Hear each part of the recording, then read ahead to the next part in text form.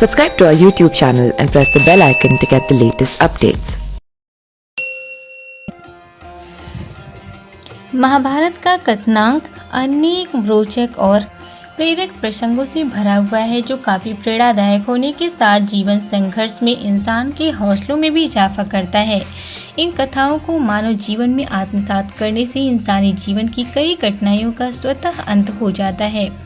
दिल को छू जाने वाला एक ऐसा ही वाक़या महाभारत युद्ध के दौरान हुआ था।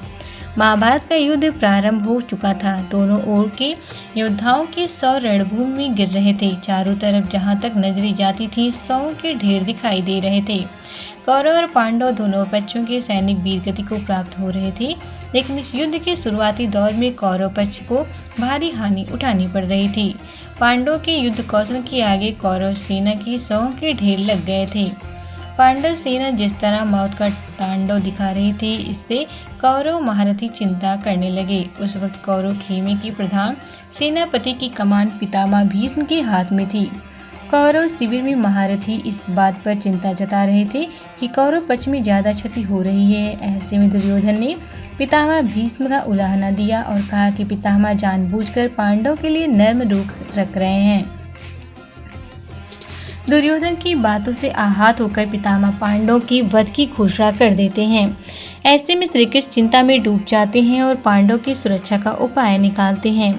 श्री कृष्ण पांचाली से कहते हैं कि द्रौपदी अभी मेरे साथ चलो, और उनको लेकर सीधे पितामह भीष्म के शिविर में पहुंचते हैं। श्री कृष्ण ने शिविर के बाहर खड़े होकर पांचाली से कहा कि अंदर जाकर पितामह को प्रणाम करो और उनका आशीर्वाद लो।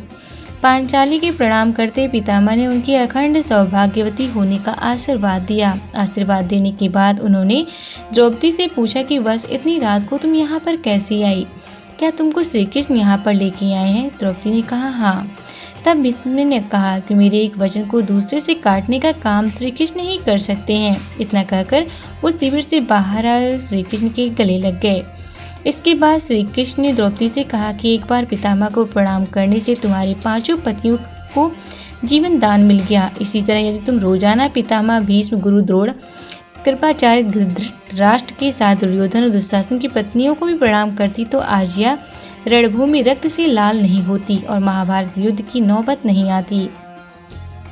दोस्तों, इस कहानी का सार यह है कि बड़े बुजुर्गों का सम्मान देने और उनका आशीर्वाद लेने से बड़े कष्ट को भी हरण किया जा सकता है। इसीलिए अपने वरिष्ठों को कभी अवहेलना न करें और उनका हमेशा मान सम्मान करना चाहिए। Subscribe to our YouTube channel and press the bell icon to get the latest updates.